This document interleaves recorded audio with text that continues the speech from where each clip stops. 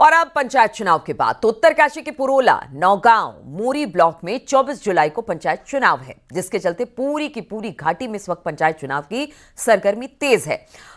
वहीं पुरोला के रामा जिला पंचायत सीट से 3 बड़े नेता मैदान में हैं, लेकिन गांव को जोड़ने वाली सड़क के हालात सालों से खराब हैं। तो दूसरी ओर इस जिला पंचायत सीट के सरबड़ियार क्षेत्र में पड़ने वाले 8 गांव में सड़क पर अब तक यहां पर सड़क नहीं पहुंची है। ऐसे में सड़क चुनाव में बड़ा मुद्दा बना हुआ है और ग्रामीणों में जनप्रतिनिधियों के खिलाफ जबरदस्त रोष देखने को मिल रहा है। हमारी बहुत सी आप देख सकते हैं, हमारा एक सुदूरवर्ती क्षेत्र सरबड़ियार भी हमारे इस्लामा वार्ड में ही है ना। वहाँ की स्थिति आप देखिए, सारी चीज अभी तक रोड आदि मानव जीवन अभी भी क्षेत्रवासी जी रहे हैं। अभी तक रोड, नेटवर्क है ना, शिक्षा, स्वास्थ्य, सारी चीजें अस्त व्यस्त हो रही है। किस वजह से? हमारे इन जनप्रतिनिधियों की वजह से।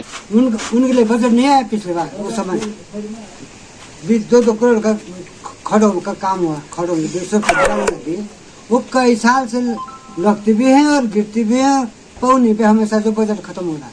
आदिवासी जैसे आज भी है, वहाँ कहीं सड़क नहीं है, स्कूलों की व्यवस्थाएं नहीं। और इसके साथ साथ मैं आपको एक बताना चाहूँगा कि हमारे यहाँ सरुताल बहुत बड़ा पर्यटन के मामले में एक सरुताल पर्यटक स्थल घोषित किया गया था। ट्रैक ऑफ द ईयर भी हुआ था उसके बारे में। क्या है वो है सड़क, जो देखें आप चल के आए होंगे। दूसरी समस्या हमारी खेती की जो हमारी सिंचाई की जो है, रोपाई के टाइम में हमें बहुत दिक्कत आती है। अगली बार जो है पाइपों के द्वारा रोपाई हुई, इस बार तो बरसात ठीक रहा और बारिश के पानी से जो है रोपाई हो गई है।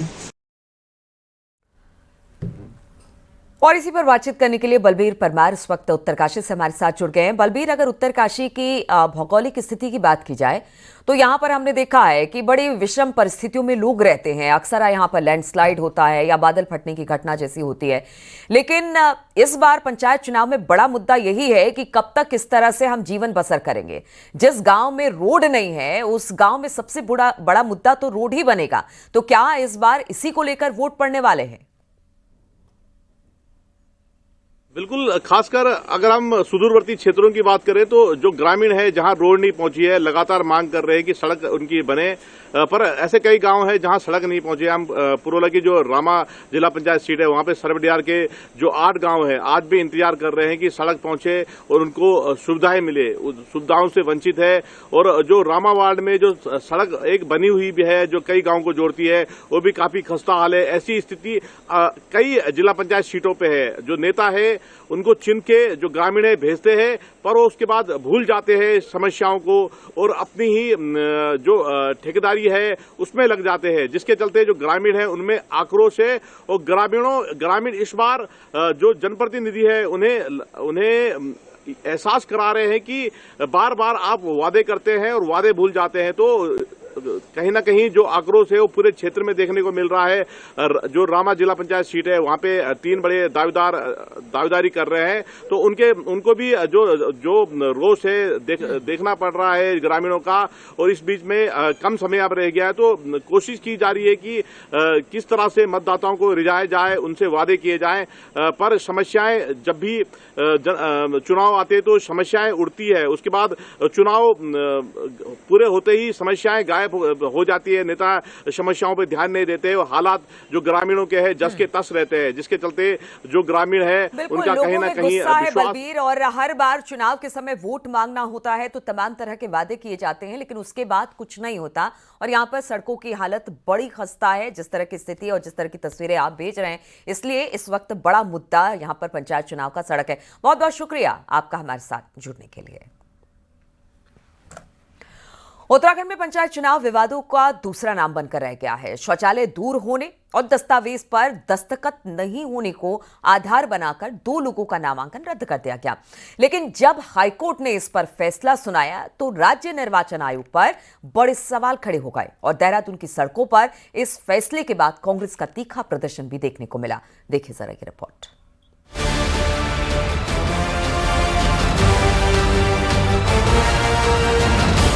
उत्तराखंड में जनता का प्रतिनिधि बनने के लिए अब शौचालय की दूरी भी परीक्षा बन चुकी है।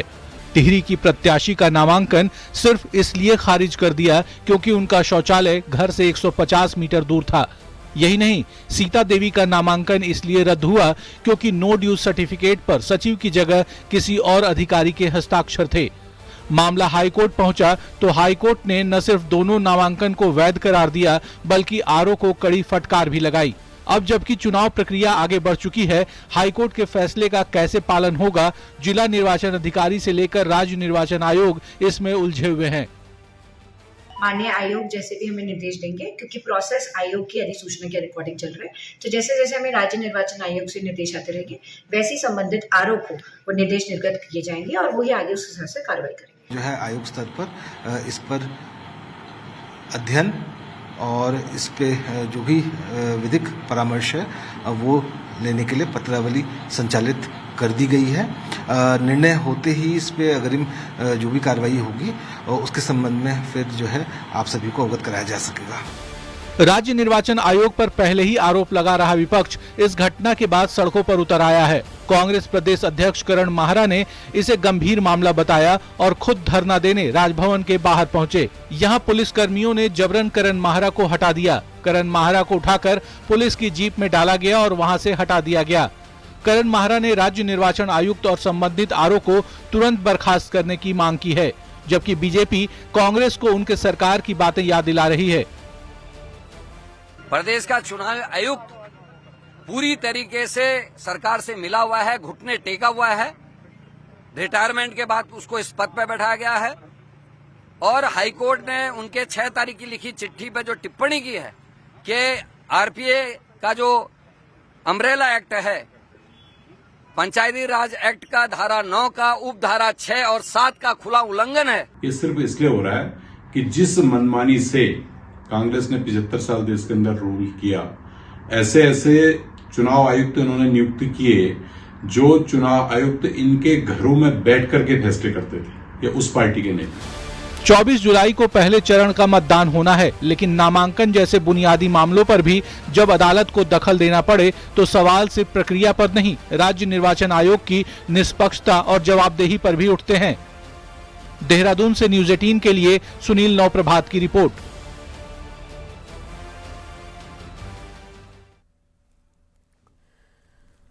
तो 3 लेयर पंचायत राज व्यवस्था भले एक छोटी इकाई हो, बावजूद इसके पंचायतों से एक नहीं बल्कि दर्जनों ऐसे नेता निकले जिन्होंने सियासत में हर वो मुकाम हासिल किया जिसकी चाहत हर नेता को रहती है। देखिए जरा ये रिपोर्ट।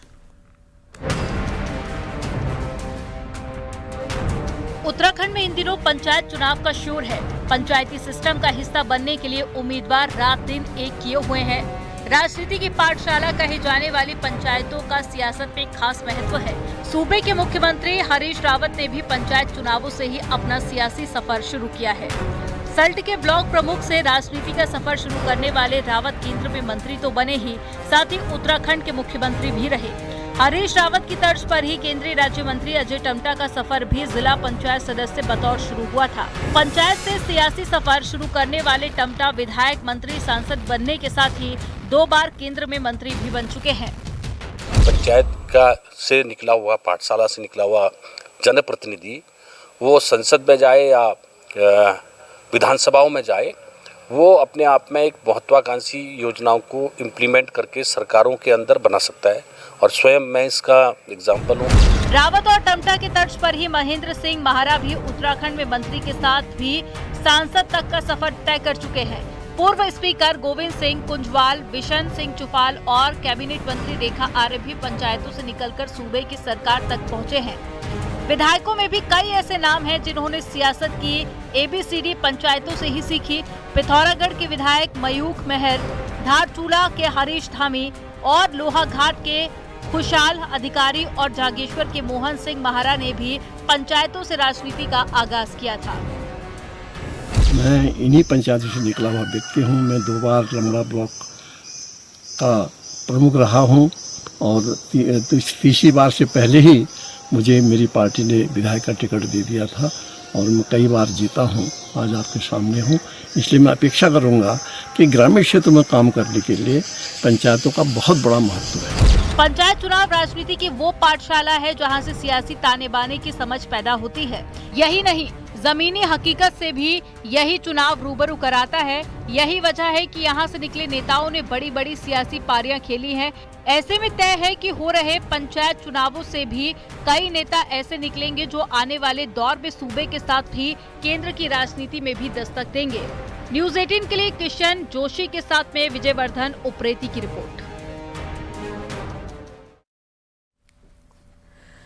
गुरुवार को जारी हुई 2024-25 के स्वच्छता सर्वेक्षण की रैंकिंग में इस बार उत्तराखंड कुछ खास कमाल नहीं कर पाया। जनसंख्या और सफाई की अलग अलग कैटेगरी में टॉप करने वाले शहरों को नई दिल्ली में राष्ट्रपति द्रौपदी मुर्मू ने पुरस्कृत किया, तो उत्तराखंड के बड़े शहर नेशनल रैंकिंग में अपनी सम्मानजनक उपस्थिति दर्ज नहीं करवा पाए। रैंकिंग के मामले में अल्मोड़ा सबसे फिसलती साबित हुआ। साफ सफाई के पैरामीटर पर अल्मोड़ा की 907वीं रैंक आई है। वहीं तीर्थ नगरी हरिद्वार 363वें स्थान पर रहा है। पौड़ी गढ़वाल जिले का प्रमुख शहर कोटद्वार 232वें रैंक पर जाकर रुका। उत्तराखंड के एकमात्र smart city Dehradun national ranking में फिर पीछे खिसक गई। तमाम कोशिशों के बाद भी देहरादून 62वें स्थान पर आ गया। देहरादून को लेकर तमाम जिम्मेदार पदों पर बैठे लोगों ने बड़े बड़े दावे किए थे, पर ऐसा कुछ कमाल नहीं दिख रहा है।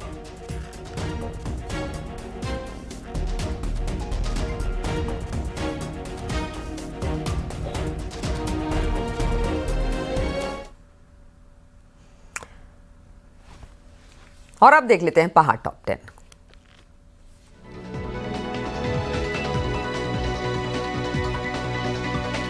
रुड़की के झबरेड़ा में ऑपरेशन कालनेमी के तहत एक ढोंगी बाबा को गिरफ्तार किया गया, जो नाम बदलकर भीख मांग रहा था।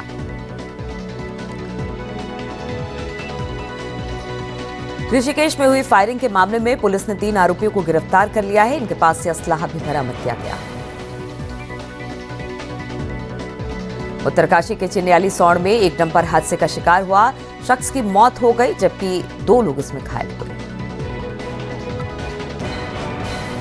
मॉनसून सीजन में पंचायत चुनाव होना हर किसी के लिए बड़ी चुनौती बना हुआ है। लगातार हो रही बारिश के चलते विकासनगर में प्रत्याशी और कार्यकर्ता वोटर्स तक नहीं पहुंच पा रहे। रामनगर में करणी सेना के कार्यकर्ताओं ने निजी स्कूल पर मनमानी का आरोप लगाते हुए एसडीएम को एक ज्ञापन सौंपा। हरिद्वार के कांगड़ा घाट पर अलग अलग घटनाओं में गंगा में डूब रहे 4 कांवड़ियों को एसडीआरएफ ने बचाया।